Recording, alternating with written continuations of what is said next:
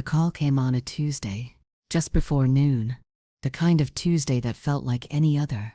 The sun bright but not warm enough through the kitchen window, the air smelling faintly of old polish, and the dried lavender I kept in bowls on the mantel. I was watering the fern my mother had given me years ago, the one that had miraculously survived every move, every life change, its fronds thick and dusty green. The phone number was unfamiliar, a local exchange I didn't recognize. Usually I let those go to voicemail, but something, a tiny itch of unease I couldn't name, made me pick it up. It was Helen, from the bridge club, her voice a little too bright, a little too hesitant. She started talking about the next meeting, the cake roster, trivial things, and I remember thinking how pleasant it was, a small connection to the outside world in my quiet routine. Then she paused, cleared her throat, and said, "Oh, Marjorie, I almost forgot. I saw Daniel at the market on Saturday. He was with a woman." He introduced her as his wife. The fern dripped onto the worn linoleum. Daniel. My Daniel. Well, not my Daniel anymore, not for 15 years. Not since the divorce was finalized and the papers signed, neatly severing 2 decades into a stack of legal documents. But still, Daniel, the father of my children, though they were long grown, their lives lived far from the orbit of ours. The man who had shared this house with me, walked these floors, sat in that very chair by the window. His wife. Helen's words hung in the air, simple, devastating, and utterly final. He remarried, without telling me. Not that he had to tell me. There were no ties left, not legal ones, not emotional ones that mattered to him, clearly, but the sheer, quiet finality of it. He had built a new life, a new fundamental relationship structure, and I was so irrelevant to it that I didn't even warrant a courtesy call, a brief email, a stilted text message.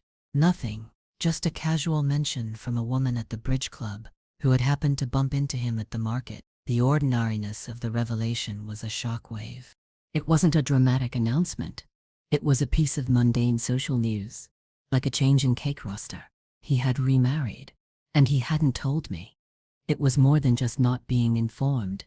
It felt like a deliberate erasure, a confirmation that I was firmly in the past, a closed chapter, not even significant enough for a footnote in the opening pages of his new life.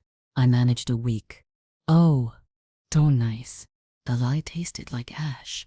Helen, bless her, seemed to sense my carefully constructed composure was fragile. She mumbled something about the weather, the cake roster again, and ended the call quickly, leaving me standing there with the dripping fern and the silence of the house pressing in. The house. This house. Every room in it filled with memories, layer upon layer, like sedimentary rock. Our lives. The children growing up, holidays, arguments, reconciliations, the slow drift apart, the final sharp break, and Daniel's expectation. That's what hit me next. A cold, hard certainty settling in my gut. He remarried. He hadn't told me. He had moved on completely, built a future with someone else.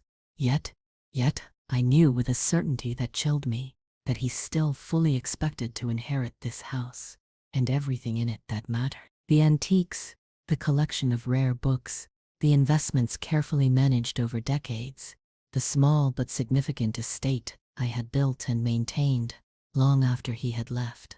He expected it. It wasn't a question in his mind. It was a foregone conclusion. He had made careless, dismissive remarks over the years, usually through one of the children, about how I was set up, how he didn't need to worry about me because it would all go to him eventually anyway. As if my life, my efforts, my future, were merely holding tanks for assets that would ultimately revert to him, the rightful heir to my careful accumulation. The audacity of it, the sheer unthinking entitlement, had always stung, but I had pushed it down, told myself it didn't matter, that I would sort things out in my own time. Now, my own time had arrived, delivered by a casual remark at a farmer's market and a phone call about a cake roster. He had remarried, and he still expected to inherit from me. The two facts collided in my mind, sparking a quiet, white-hot rage. that was all the more potent for being so long suppressed. He had always been good at expecting things. Expecting dinner on the table. Expecting his shirts ironed just so. Expecting my unwavering support in his career. Ambitions while subtly undermining my own quiet pursuits. Expecting loyalty. He didn't always reciprocate. Always expecting without ever truly seeing the effort, the sacrifice, the quiet strength it took to maintain the life he so readily consumed. Even after the divorce, when he had moved on with a relative ease that had always baffled me, he'd maintained this casual assumption about my future and its eventual benefit to him. He'd call sometimes, usually needing something, help with a tax form he couldn't find, a question about a mutual acquaintance, a complaint about the children, and threaded through these conversations would be these subtle, possessive remarks about the house, about our investments, which were legally my investments, about the future when he wouldn't have to worry about my finances. It wasn't just about the money or the property, it was about control, about a lingering sense of ownership over my life and its outcomes, even after he had physically and emotionally vacated it. His remarriage, the casual, unannounced nature of it, stripped away the last vestige of any lingering sentimentality I might have unconsciously held onto. It was a business transaction to him, life, and I was just an account he expected to be settled in his favor eventually. The anger solidified. It wasn't the hot, wild kind that makes you break things. It was cold, precise, and clarifying. He expected to inherit. He remarried without telling me. Well then, it was time to manage those expectations. The sheer effort of sorting through it all was immense. Not just the physical objects, but the layers of memory clinging to them like dust. Each item wasn't just a thing, it was an anchor to a specific time, a specific feeling, a specific version of myself and Daniel. The grandfather clock in the hall. Daniel had insisted on it. Loved winding it every Sunday morning, the deep chime marking the passage of time we thought we had in abundance. It was valuable, yes, an antique, exactly the kind of piece he would expect to see placed prominently in his new life, perhaps in the hall of his new house. I ran my hand over the polished wood. The familiar tick-tock, a heartbeat in the quiet house. This clock had heard our arguments, our laughter, the children's footsteps running up the stairs. It held more of my life than it ever held of his, despite his performative ritual of winding it, and he expected it. Then there were the books. Daniel was a reader, but these weren't his books. These were my collection of first editions, carefully acquired over decades, signed copies, rare finds from dusty shops. They were my solace, my escape, my intellectual companions. He had always dismissed them as a frivolous waste of money, clutter. Yet I knew, absolutely knew, that he would see their monetary value now, would catalog them, insure them, display them as proof of his cultivated taste, acquired through association. The irony was a bitter pill. He valued them only for what they were worth to someone else. They were part of what he expected. Box by box, shelf by shelf, I began the process. Not packing them away for storage, but preparing them for departure. A strange sense of detachment settled over me as I handled the objects that had been so central to my life. This wasn't destruction. It felt like liberation. Each item sorted, documented, and earmarked for donation felt like shedding a skin that had been shaped in part by Daniel's presence and expectations. The house itself was the largest, most complex symbolic object. It was more than just bricks and mortar. It was the container of my identity, built over years.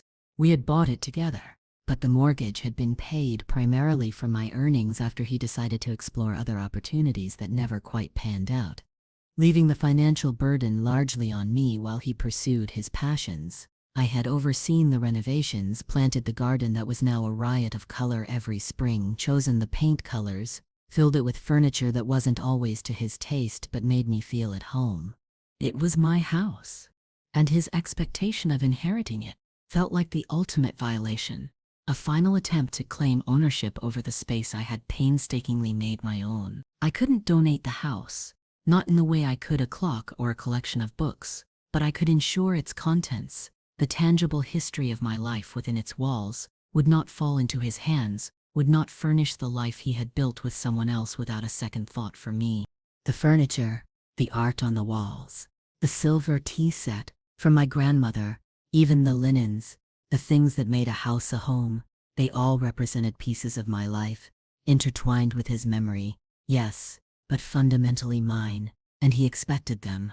As I worked, the quiet house seemed to absorb my efforts, the dust motes dancing in the afternoon sun, highlighting the passage of time. It wasn't easy. There were moments of intense sadness, handling an object that brought back a flood of memories, both good and bad. The small chipped ceramic bird the children had made for me one Mother's Day, that wasn't for donation.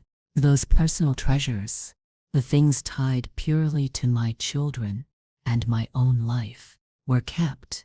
But the things tied to us, to the life Daniel and I had built and subsequently dismantled, those were the ones destined for a new purpose. It felt like an exorcism, cleansing the house, and by extension myself, of the lingering tendrils of his influence, his expectations. The bitterness was still there, a low hum beneath the surface, but it was overlaid with a growing sense of purpose. This wasn't just about denying him, it was about affirming myself, affirming that my life, my assets, my legacy were mine to decide, and his expectations, born of entitlement and disregard, held no power over me anymore. The planning required a certain discretion. I couldn't exactly advertise what I was doing, not if I wanted to avoid immediate interference. Daniel had a way of sniffing out anything that didn't align with his perceived best interests, and his children, while ostensibly independent adults, were easily influenced by the prospect of potential future wealth. I needed to move quietly, deliberately. My first call was to a lawyer, not the one who handled my divorce, too much history there, but a younger woman recommended by Helen from the Bridge Club. She listened patiently, her voice calm and professional as I explained, in slightly oblique terms at first, that I wished to make significant changes to my estate plan and execute substantial transfers of assets while I was still alive. When I finally explained the why, the remarriage, the expectation, the desire to ensure none of my carefully built resources ended up funding the life he had so carelessly started without acknowledging the past, she didn't flinch. There was no judgment in her voice, only a clear, concise outlining of my options: setting up trusts, making outright gifts, partnering with charitable organizations. The idea of charity resonated deeply. Giving away what he expected to inherit felt like the ultimate redirection of energy. It wasn't just stopping him from getting it, it was ensuring it would do some actual good in the world, a stark contrast to his intention of simply adding it to his own accumulated wealth. I researched local foundations, charities that aligned with my values, supporting women's shelters, environmental causes, educational bursaries for disadvantaged students. I wanted the things he valued only for their price tag to gain a different kind of value, a value measured in impact and change, not monetary worth. The lawyer helped me structure it, not a bequest in a will, which could be contested or complicated, but immediate, tangible donations, assets transferred now, while I was alive and clearly of sound mind. This felt crucial. He couldn't argue with actions already taken. Working with the charities was surprisingly uplifting. The people I spoke to were passionate, grateful, focused on the good the donations could achieve. It was a stark contrast to the self-interest that had always seemed to orbit Daniel. I began with the easier things, the extensive art collection, much of which Daniel had considered stuffy or too dark, but was quite valuable. I contacted a gallery that supported local artists and art education. They were thrilled, saw the collection as a significant boost to their programs. Arranging the transport was logistically complex, but also provided a strange sense of release. Watching the movers carefully pack and carry away paintings that had hung on my walls for 20-30 years felt less like loss and more like forwarding something to its next better destination. It was like the house was exhaling, letting go of the static energy of the past. Next were the books. The first editions, the signed copies. A local university library with a strong literature program was incredibly grateful. They saw the collection, not just as monetary value, but as a resource for students and researchers for years to come. Packing the books myself was a slower, more intimate process than the art.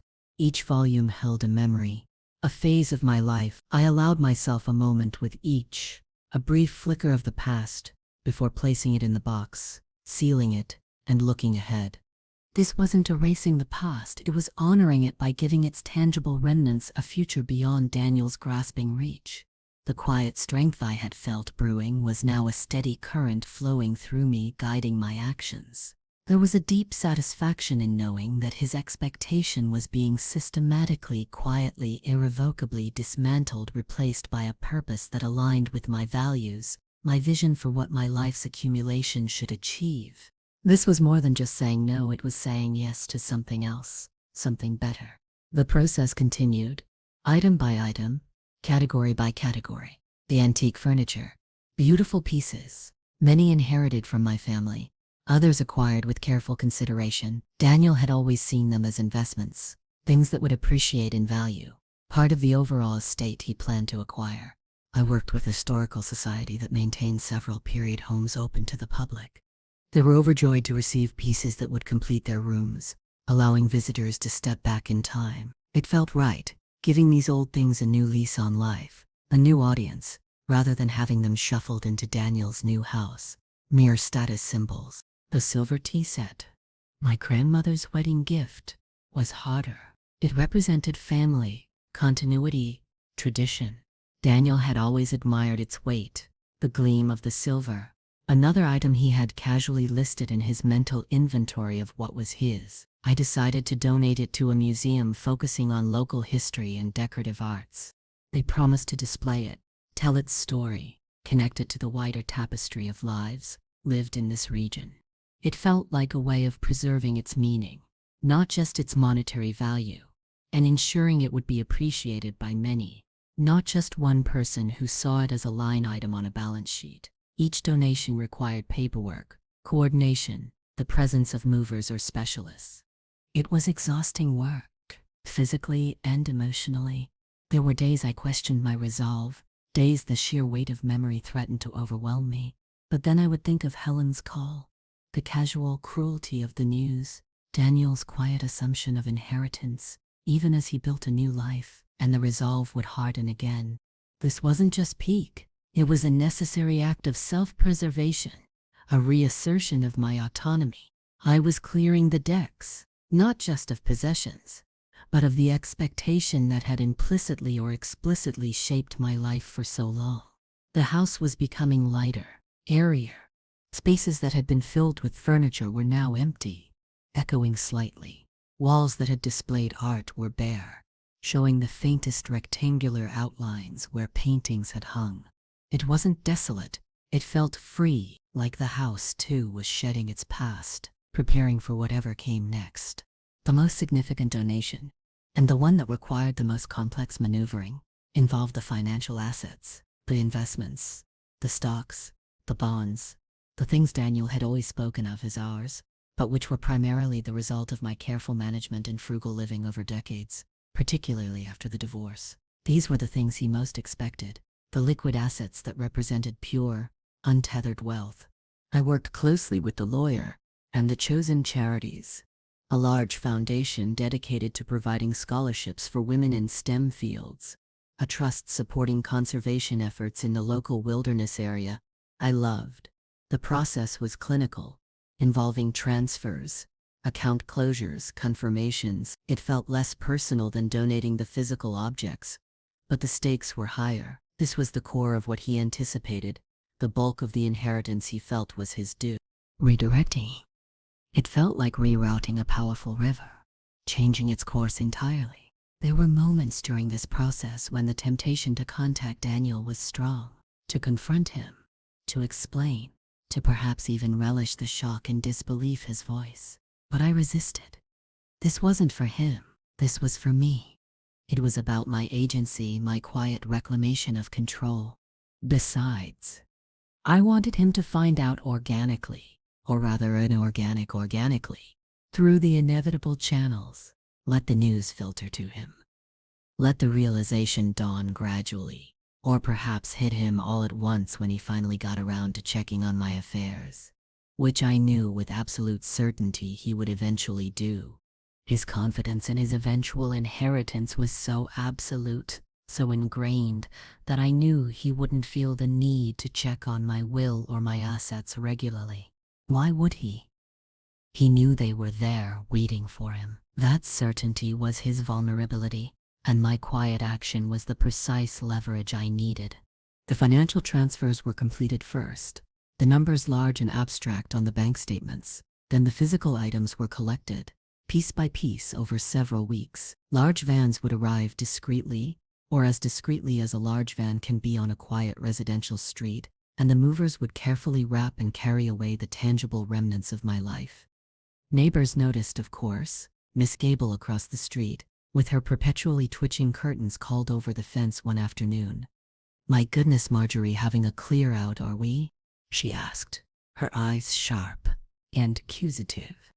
I smiled, a small, tight smile, and said, "Just simplifying, Eleanor, making some changes."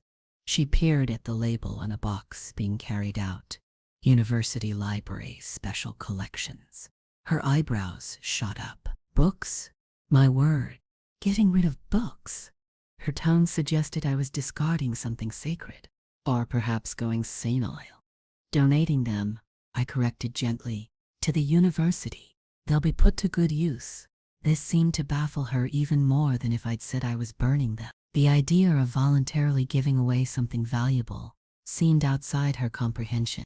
It reinforced how transactional some people viewed possessions, things to be accumulated, inherited, sold, always for personal gain. Daniel was like that. Mrs. Gable, in her own small way, was like that too. As the house emptied, I started to notice the spaces differently. The pool of sunlight on the bare floor where the grandfather clock had stood. The echo in the dining room where the large mahogany table had been. It wasn't emptiness. It was potential. Space for something new, or perhaps simply space to breathe. I kept the essentials, of course. My comfortable armchair, my bed, the basic kitchenware, the things I needed for living, not for displaying or bequeathing, the things tied to my comfort and my present, not Daniel's future expectation. My personal photographs stayed, the ones that marked my own journey, my friendships, my travels after the divorce, the photos of the children, of course, but the framed wedding portrait, the pictures from early holidays, with him, those were carefully placed in a box for disposal, not donation. Some things weren't meant for a new life, not even as historical artifacts. The process took several months, stretching from that deceptively ordinary Tuesday in spring into the long days of summer. The physical labor was significant, but the emotional work was profound. It was a daily confrontation with my past, with the choices I had made, the compromises I had accepted, the slow erosion of my own identity within the confines of a relationship that ultimately valued me less than I had valued myself. But with each item that left the house, with each confirmation from the lawyer or the charities that a transfer was complete, a sense of quiet power grew. I wasn't waiting for permission, wasn't seeking validation. I was simply, methodically dismantling a future that someone else had presumed was theirs to claim. There was an immense satisfaction in that, a reclamation of agency that felt more valuable than any amount of money or any antique furniture. He had remarried without telling me, treating me as irrelevant. I was responding by making my life, and its material legacy, entirely relevant to me and irrelevant to him. The scale was tipping, slowly, deliberately. The power dynamic was inverting, not with a bang but with the quiet click of a lock turning, securing my own future, not his expected one. I finished the last donation, just as the leaves began to turn gold on the oak trees outside my window. The house felt different, lighter, cleaner, filled with a quiet peace that had been absent for years. There was still furniture, of course, still art on the walls, but it was art I had chosen specifically for myself in the years since the divorce, pieces that spoke to me, not to a shared history or a perceived status. The house was now unequivocally my house, filled with my things. The vast empty spaces, where the antiques and the collections had been, were not voids, but possibilities. Room to breathe, room to think, room to simply be without the weight of expectation, his or otherwise. I had kept some sentimental items, things truly precious to me and the children. But the bulk of what constituted the estate in Daniel's eyes was gone, dispersed, repurposed. Now came the waiting, the quiet anticipation of the inevitable moment he would discover what I had done. I didn't know exactly how he would find out. Perhaps he would call the lawyer he assumed was handling my affairs. Perhaps he would casually ask one of the children about my will. Perhaps he would simply arrive on my doorstep one day, expecting to see the grandfather clock in the hall, the paintings on the walls, and realize with a jolt that they were gone. I didn't plan the reveal. That wasn't my style. My actions were the statement. His discovery would be his own consequence. There was no rush. My future was secured. My assets were where I wanted them to be, serving a purpose I believed in. His expectation was a ghost, haunting a house that no longer held the treasures it sought. One afternoon, several weeks after the last donation was complete, I was in the garden pruning the rose bushes. The air was crisp, carrying the scent of damp earth and decaying leaves. The phone rang. It was one of my children, my son, Mark. His voice was strained, hesitant. "Mom, are you all right?" I assured him I was fine, better than fine. "Have you spoken to Dad recently?" he asked, the hesitation deepening. I said I hadn't, not in months. A long pause. Then, carefully, "He called me, Mom. He seemed upset. He was asking about the house and other things." The first ripple. "What other things, Mark?" I asked, keeping my voice calm, steady. He was asking if you'd mentioned anything about updating your will or downsizing. He seemed really focused on what you were planning to do with everything. My son sounded confused, caught between his parents' separate realities. I told him I didn't know, Mom. You don't really talk about that stuff with us. Bless him for that quiet loyalty. "Well, there have been some changes, Mark," I said gently. "Significant changes." I chose my words carefully, not wanting to burden my children with the full drama, but needing them to be aware, at least in broad strokes. I've made the decision to donate a large portion of my assets, the art, the antique furniture, my book collection, and some investments, to various charities. Silence on the other end of the line. He was processing. "Donate? You mean give it away? Now?" His voice was incredulous. "Yes, dear. Now, while I'm alive and can oversee it." It felt like the right time. More silence. Then hesitantly, Dad seemed to think he would inherit all that. My son's voice was a mirror of Daniel's own ingrained expectation. "That," I said, my voice firm, "was Daniel's assumption, Mark, not my plan." I explained, briefly, about the charities, the purpose, the good the donations would do. He listened, still sounding surprised, but slowly, I could hear a shift in his tone, a dawning understanding, maybe even respect. "Oh," he said finally, "well, that's quite something, Mom." Quite something indeed. The real confrontation came a week later, a sharp, insistent knocking on the front door. Not the tentative tap of a neighbor or a delivery person. It was Daniel, standing on my doorstep, his face a mask of disbelief and barely suppressed fury. He hadn't called ahead, of course. Never had. He just arrived, assuming access, assuming welcome. The inversion of power felt palpable in that moment. He stood there, expecting his usual easy entry into the life he had left. And I stood on the threshold of the life I had reclaimed, holding all the cards. "Marjorie," he started, his voice tight, trying to maintain a semblance of his usual charming control. "What is going on? Mark tells me you're giving things away?" Selling everything? He peered past me into the hall, his eyes scanning for the familiar shapes of the grandfather clock, the console table, the paintings. His gaze swept across the empty spaces, the bare walls. The mask slipped.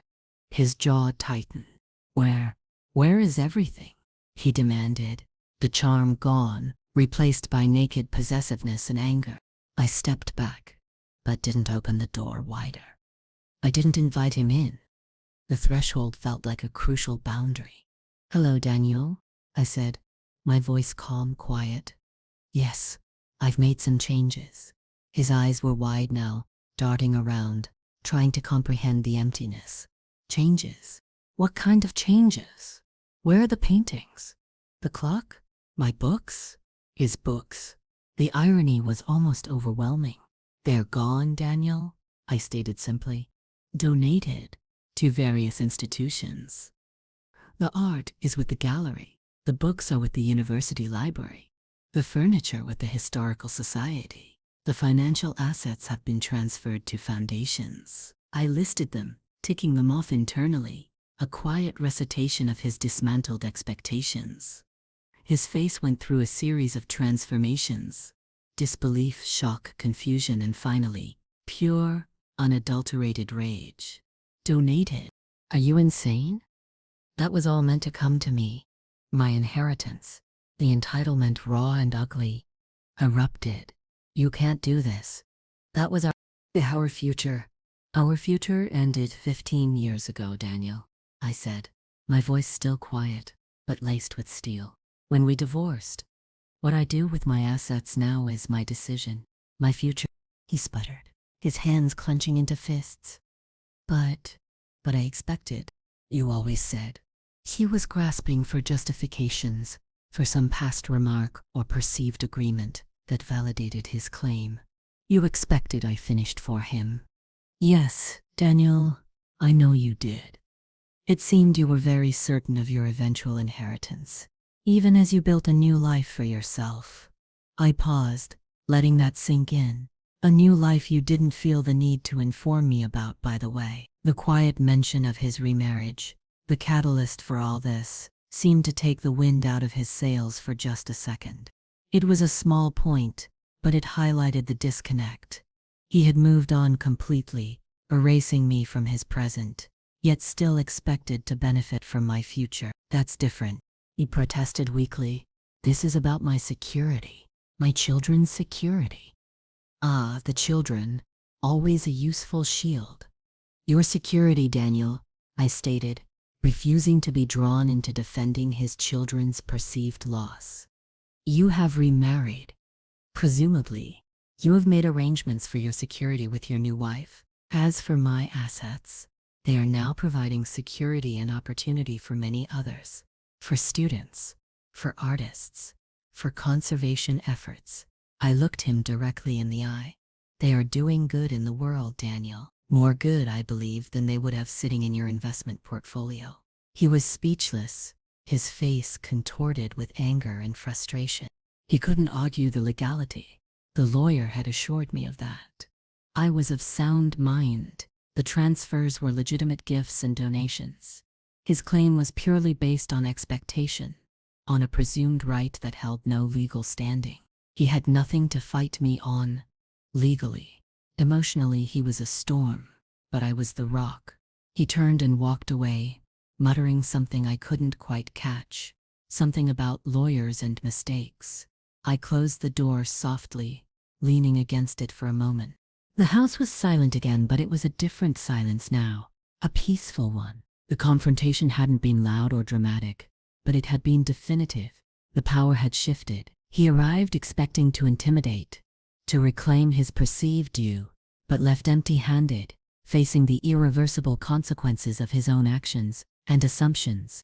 He had expected inheritance. He found philanthropy. He had expected control. He found autonomy. He had expected me to remain a static part of his past, waiting to serve his future. He found I had built a dynamic future of my own, one that had no place for his expectations. The sense of empowerment was immense, a quiet, deep-seated strength that settled into my bones. It wasn't about revenge. Not truly.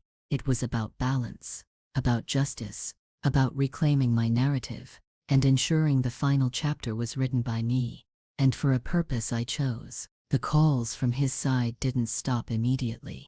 His new wife, a woman with a surprisingly shrill voice, called a few days later. She introduced herself, a syrupy sweetness barely masking her anger.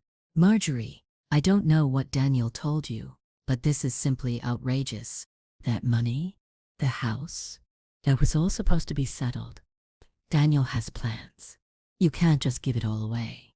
She spoke as if my life was a trust fund established for Daniel's convenience. I listened calmly, and when she paused for breath, I said, "My dear, I'm afraid there seems to be a misunderstanding. My assets are precisely where I want them to be. There was no settlement expected by me, and certainly no obligation on my part to fund Daniel's plans. Now or in the future." I kept my tone polite, but distant. She grew angrier, threatening legal action. Speaking of Daniel's rights, Daniel had his rights during the divorce, and they were settled then. I replied, "What remained mine, and I have exercised my right to do with it as I see fit. I suggest you consult with Daniel about his expectations, as they clearly weren't aligned with reality." I didn't raise my voice, didn't engage with her dramatics. My quiet refusal to be drawn into their manufactured crisis seemed to disarm her more than any argument could have. She hung up in frustration. Then came the calls from his children, his adult children from a previous marriage, who had always been polite if somewhat distant. Now they were suddenly concerned, their voices laced with disappointment and accusation. "Marjorie, Dad told us. He's so worried. What about us? We always thought that house, the collection, that would be our inheritance someday, through Dad. Their entitlement was as staggering as his. They saw my assets, not as mine but as future wealth that belonged to them by some vague right of association." "My dears," I said patiently, "your father's financial arrangements and what he chooses to bequeath to you are matters for you and him to discuss. My estate is separate, and I have chosen to direct my assets towards causes I believe in. It was my decision. They pushed, they cajoled, they tried guilt. But it's family. That furniture has been in the family." "No," I corrected gently. "Some of that furniture was from my family. It is now with the Historical Society, where many families will be able to appreciate it." I stood firm, repeating my simple truth. My life, my assets, my choice. Their disappointment was palpable, but their claims held no weight. The house remained quiet, a peaceful sanctuary. The absence of certain objects no longer felt like emptiness, but space. Space for reflection, space for peace, space for just being. I spent my days as I pleased. In the garden, reading my remaining books, visiting with friends, volunteering at a local animal shelter. My life felt lighter, unburdened by the unspoken obligation of an expected inheritance. The quiet strength I had discovered through this process became a constant companion. It wasn't a loud, assertive power, but an inner resilience, a certainty in my own worth, and my right to self-determination. The betrayal had been a catalyst, yes, a sharp pain that had forced me to act. But the act itself, the methodical dismantling of expectation and the redirection of assets, had been transformative. It wasn't just about denying Daniel, it was about affirming me. Looking back, I could see the layers of expectation that had built up over the years, not just from Daniel but perhaps from society, from the ingrained idea that a woman's assets, particularly late in life, were simply waiting to be passed on to male relatives or a previous spouse. It felt good to have disrupted that narrative, to have taken a different path. The donations weren't just financial transactions, they were statements. Statements about value, not just monetary value, but intrinsic worth, purpose, impact. Statements about control, who holds it, who gets to decide. Statements about value, ensuring mine was defined by my choices, not by someone else's assumptions. I sometimes thought about Daniel and his new wife, about his angry, entitled face at my doorstep. I felt no triumph, no glee, perhaps a touch of bittersweet satisfaction that his assumption had been so thoroughly quietly undone. But mostly, I felt a profound sense of peace. The noise of expectation had been silenced. The house was mine. My life was mine. My legacy was mine. He remarried without telling me, seeing me as a finished chapter. But in doing so, he had inadvertently opened a new one for me. A chapter filled with quiet strength, purpose, and the profound liberation that comes from taking back control of your own story. The fern in the kitchen window continued to thrive, its dusty green fronds reaching towards the light, a silent witness to a life that was not over, but had simply finally become entirely my own. The bittersweet ache of betrayal was still a part of the tapestry, but the dominant thread now was the quiet, enduring strength I had found in deciding my own path, in giving away what was mine to give, and in doing so, gaining everything that truly mattered. The house held my peace now, not his expectations, and that was the most valuable thing of all.